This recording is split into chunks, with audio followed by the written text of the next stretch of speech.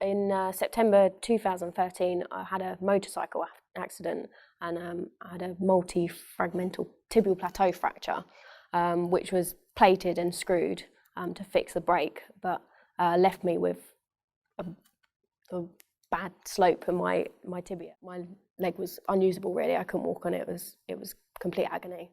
So I had the accident in Belgium, and that's where they fixed it. And I was in hospital 5 weeks, and then I came back to the UK and was referred to a surgeon here just for follow-up after the accident. And I felt things weren't right. I was pushing really hard with my physio, but you know, it was unbearable, and I had no stability in my knee. So I pushed him to, you know, investigate and see what was wrong. I think the instability told me things were not right. The pain I accepted would probably be part of the process of healing, because it was a bad break. But yeah, I certainly, manoeuvring my leg, I felt things weren't right.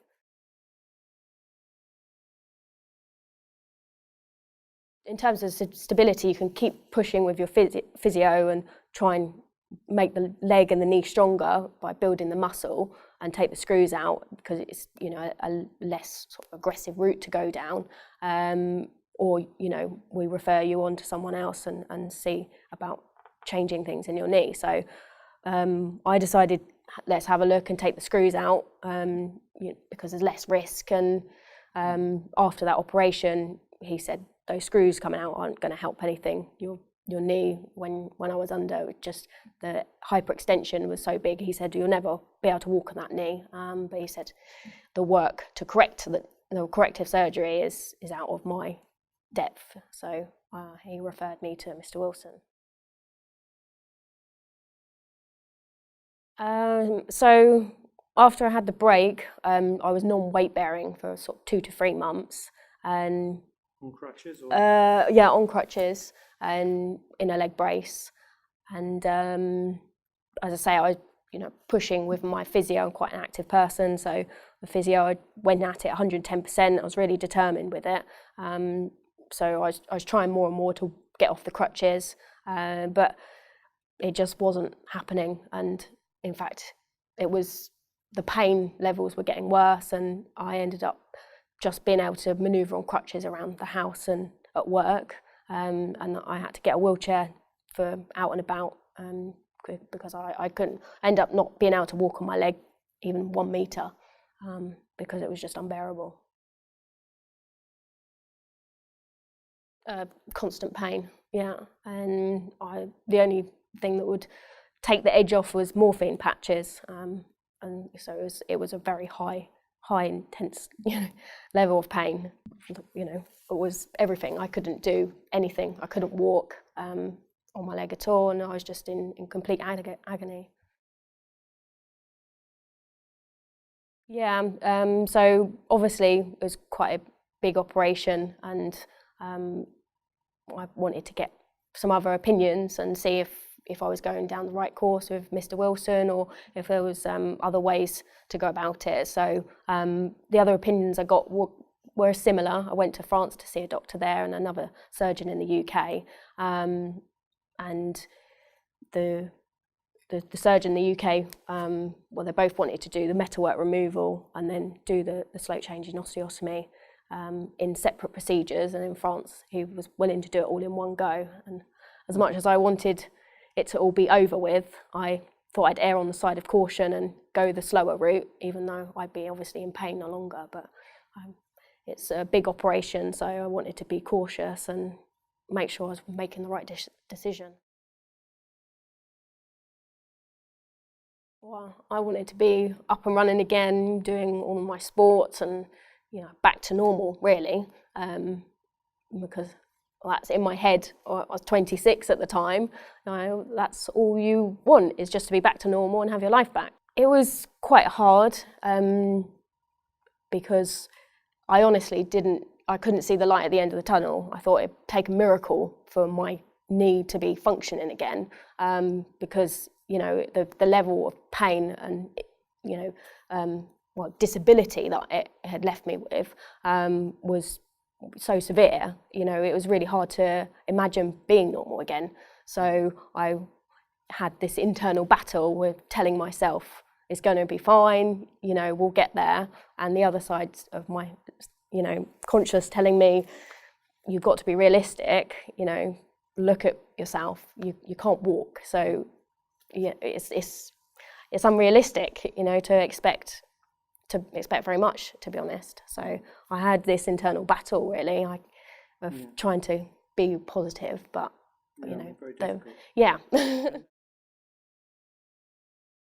No, I spoke a lot, I guess, with my partner. The actual procedure and having the surgery, to me, wasn't an option. It had to be done. I had to, you know, I had nothing to lose. So, but it was more a case of who I thought was going to be the best route, and looking at Mr. Wilson's CV, I think, you know, I was quite impressed by what he was doing, and thought that I'd probably be in the best hands with him. So it was more about, who was going to do the work, but you know, in the case of actually having it done, there was no question. You know, in my head, I just thought, you know, I prefer that I didn't have my leg, but rather than be in the pain that I was in and the immobility that I had. So, yeah, it wasn't a question. The other risks were so minimal, really, for my quality of life. I'm really happy. It took quite a long time for, you know, things to start getting better, because I've been immobile for over a year, so I had massive muscle loss. So I've had to really learn how to walk again. It's not like I was using my leg before, so I've had a massive learning curve really to use my leg again. So it's been quite slow. But I say in the last 2 to 3 months, I stopped using the walking stick completely. I started cycling, you know, like big distances, and in the last month I've started jumping, running, only like 20 metres or so, but it's a start. I'm rock climbing, so I'm, you know, I exercise class, so I'm really quite active now.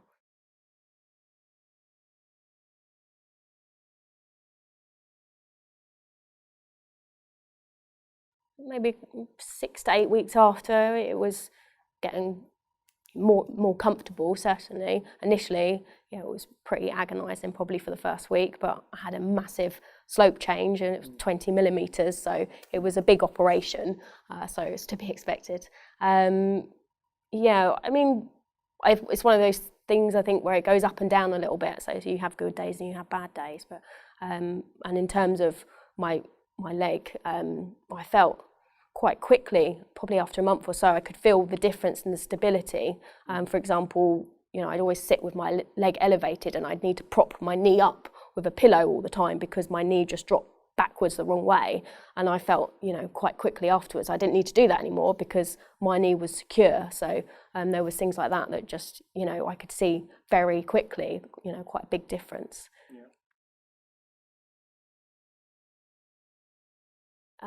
Well, I was more determined than ever, really. When I first sort of met Mr. Wilson, I said, do the best job that you can for me, and I'll put the work in. And I have, you know, I've started little and often doing something 5 times a day. You can only do it in 2 or 3 repetitions, it's not a lot, and just slowly built it up. And now I'm in the gym 6 days a week. So I was, you know, seeing the physio on a weekly basis. I was getting in the pool. I was doing everything that I could to, you know, put into my leg, because the more you put in, the more, you know, you're going to get out of it, and the stronger I can make it, the better it's going to be. So I was very, very determined, and it was hard as well because you desperately want to achieve. For a long time with my physio, I was so desperate to get in the gym class at the hospital, and I kept pushing him, and you know, he kept saying, "You're not ready yet. You're not ready. It's too intense." And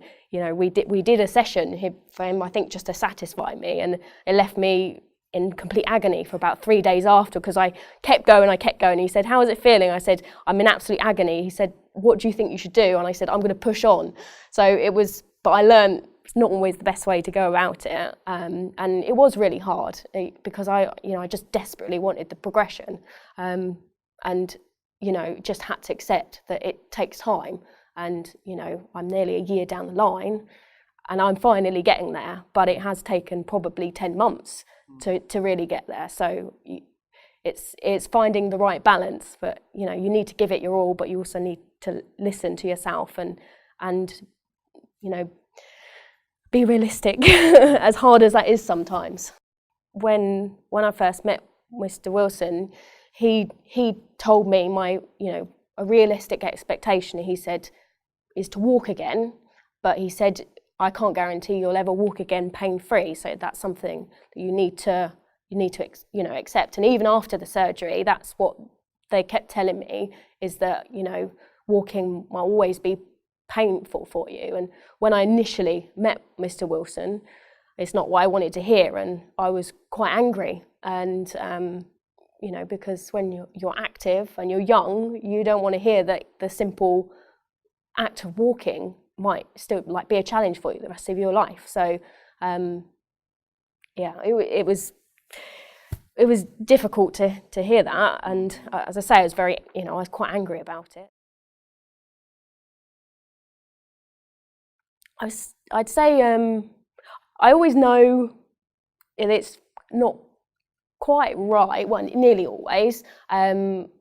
Walking is probably still one of the things that is not always very comfortable, but saying that, 6 weeks ago I walked 17 kilometres in one day, so I couldn't walk 1 metre this time last year, so it's massive. Now I have no pain at night, no pain when I'm resting. I'd say I probably have one bad day every three weeks, and a bad day to me is, I've just got to take it easy. I say my normal days, I go to the gym for an hour and a half, and then, I have leisure activities. I go rock climbing or mountain biking or riding my motorbike. So I've got quite an intense, I've got quite high demands of my leg. Yeah. So, it's from worrying about walking, there's so many other things that I can do. It's really a fantastic result, and I'm over the moon. And as I said before, I couldn't see the light at the end of the tunnel, and I'm well and truly at the end of the tunnel, and it's shining very brightly. Good.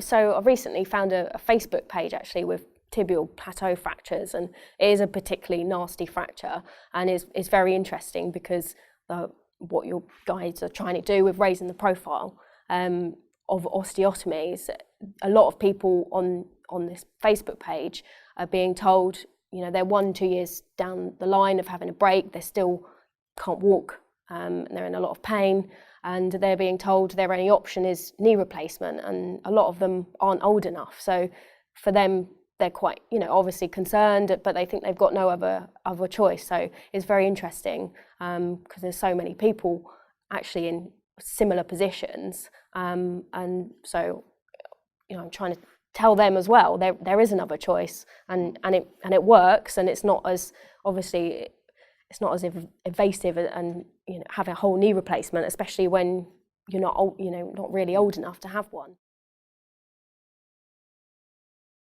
Yeah, definitely, absolutely. Yeah, when I last saw Mr. Wilson for a checkup, I got quite emotional, which I have done a few times with him. But I said to him, "You really have given me my life back, and I really appreciate that." I know for him it's a job, but he's also really trying to push this field of what they're doing and raising the profile for it. But for me, it's changed my life, and it really has. It's given me my life back. And I'm only in my 20s, so I've got quite a lot of life left to enjoy. So it's fantastic.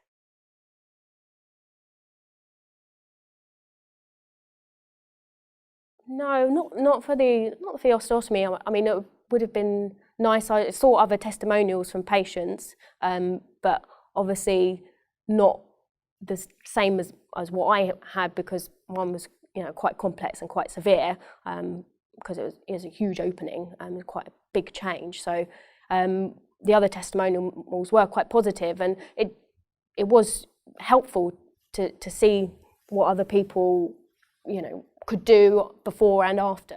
Mr. Wilson referred me to the website that you've set up with other patient testimonials, and how they actually carry out the procedure. And it's funny, you become quite a specialist when you've broken something. But yeah, so I found it really helpful, and it gave me some hope that, you know, it was the right thing to do, and it, you know, really could improve things. Probably 85%, but I'm hoping, you know, things are still improving. So hopefully for the next 6 months to a year, I'll still see an increase, and, you know, if I can get to 90, 95, that would be fantastic. But yeah, I'd say realistically 85%, but before I was 5%, so it's a huge improvement, it really is.